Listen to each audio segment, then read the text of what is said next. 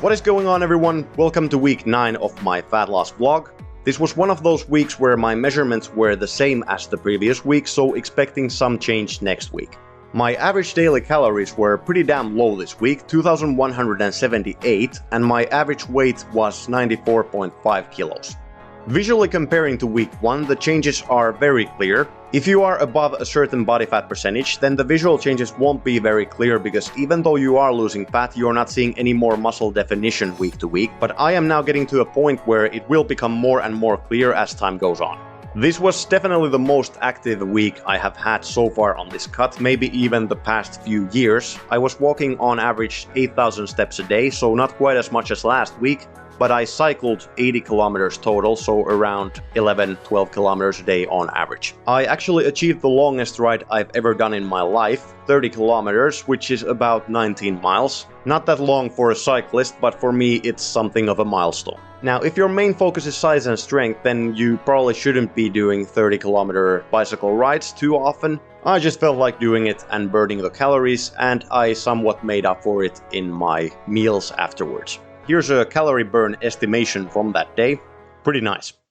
There was this one comment on one of my videos a while back saying something like programming should be an engineering degree, and I responded with something like a very high IQ human endeavor.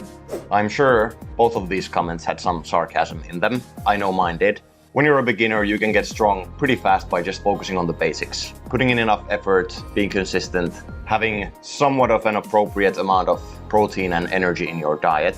Even as an intermediate, you can get stronger slowly over time by just focusing on the basics. But where there is some truth to these comments that I mentioned is when you become a more advanced lifter. You have to tick almost every box to make even a little bit of progress, and the challenge is finding out what that looks like for you, which requires a lot of trial and error and some creativity as well. Treading the fine line of what makes you stronger but doesn't break you is very difficult, and if you're seeing any progress as an experienced lifter, you should keep doing exactly what you're doing. The main problem is that even when you find out what works for you, it's not gonna last forever. As a biological organism, you change all the time. As you get stronger, as you age, as your life situation changes, the thing that works for you in training changes as well. I would compare this to something like building a puzzle where, let's say you have this puzzle box in front of you with like a picture of a landscape of grassy hills with a sunset behind them. Completing the first half of the puzzle is pretty easy. Maybe somewhere along the line you notice that some pieces are in the wrong place, so you replace them, and eventually it gets slower and slower. Even just putting individual pieces in the right place is tough. Then when you're about 3/4 of the way done, the fucking picture on the puzzle box has completely changed. It's now like a wintry landscape with the moon in the sky and some evergreen trees with snow on them. So you think to yourself, is there a demon in my house? And then you beat the fuck out of that demon because you are a badass who lifts weights. So you start reassembling the puzzle. Same thing as before, getting the first half is easy, then it gets a bit harder. And once you're mostly done, now the goddamn picture is like a fucking ice cream truck. So you throw the fucking puzzle out of the window, you start eating junk food and watching Netflix, and you stop training altogether. This is a pretty accurate analogy for what happens with most people. But you know, if you decide to stick around, you get better and better at building this puzzle. You start building the first half faster and faster, and you get more and more completed every time before the picture changes. Now here is my current 3/4 of the way finished puzzle, accumulating my years of experience with myself lifting, with the exercise variations that seem to work for me, the amount of volume and frequency for each movement that seems to work for me, the training days per week that seems to be the best, and so on.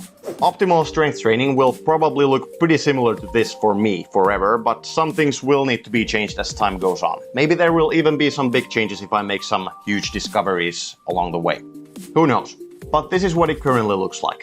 And the reason I haven't already been doing this whole time is that I did something almost exactly like this during midwinter, and you can't keep doing the same thing constantly. You need periods where you do something different, both for physical and psychological reasons, and that's what the past couple of months has been for me. But now it's back to bread and butter training.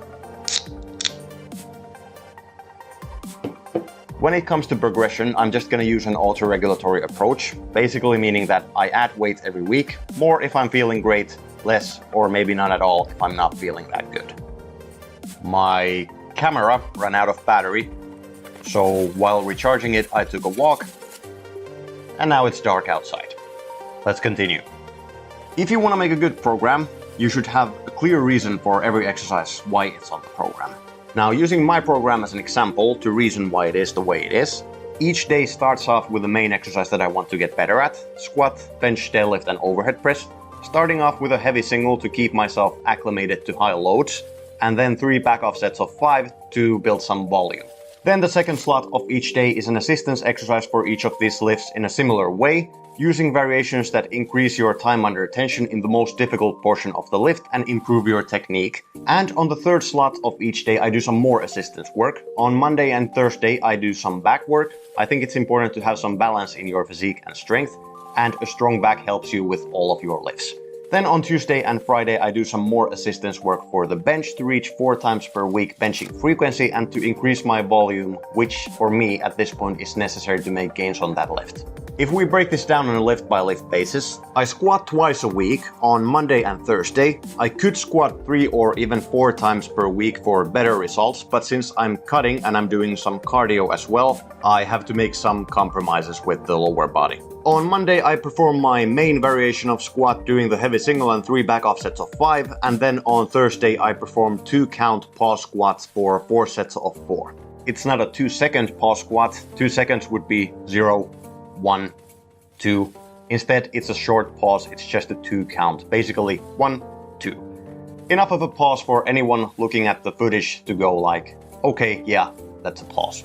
I bench press 4 times per week. On Monday, I do 2 count pause bench for 4 sets of 4. Then on Tuesday, I do low incline bench for 4 sets of 8. On Thursday, I do my main variation of bench for 1 heavy single and 3 back-off sets of 5. And on Friday, I do 4 sets of 10 dumbbell bench press for some extra volume. Deadlifts I do twice per week with a very similar setup to squats, doing 2 count pause deadlift for 4 sets of 4 on Tuesday, and then my main deadlift variation on Friday to have it as far apart from heavy squats as possible. Overhead press I only do twice a week. This is a compromise since I'm focusing more on the bench press. If I wanted to focus on the overhead press, I would overhead press like 4 or even 5 times per week. But there's a limit to how much pressing you can do.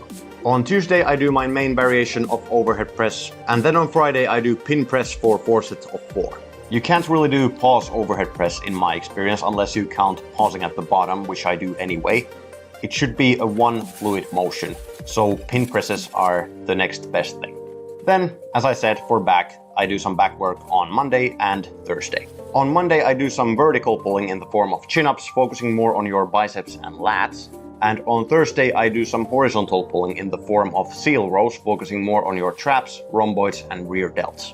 Finally, on Saturday, I do a GPP workout, General Physical Preparedness, which is exactly what it says. Your physical ability to do general stuff. There is no set in stone plan for this day, except that it should be around 30 to 40 minutes long, using short rest periods and working on stuff that gets ignored in your other training. I will use some variety on these days just to keep it interesting for myself. The point of this workout is just to balance myself out, increase my work capacity, and to improve my endurance. Improving your cardiorespiratory systems is important even for people focusing on strength and size, because if you are in a really bad shape, your body's capability to process oxygen is really bad, which can limit your recovery and the amount of muscle and thus strength that you build. There have been some prominent people like Mike Tuchscherer and Eric Helms and Jim Wendler who have said that something like walking 10,000 steps a day or riding a bicycle a few times per week may not be catabolic to muscle growth, but actually permissive to more muscle growth. So I'm listening to those guys. That just about finishes off this week's video. Hopefully you found it interesting or helpful. Thanks for watching. I'll see you next week.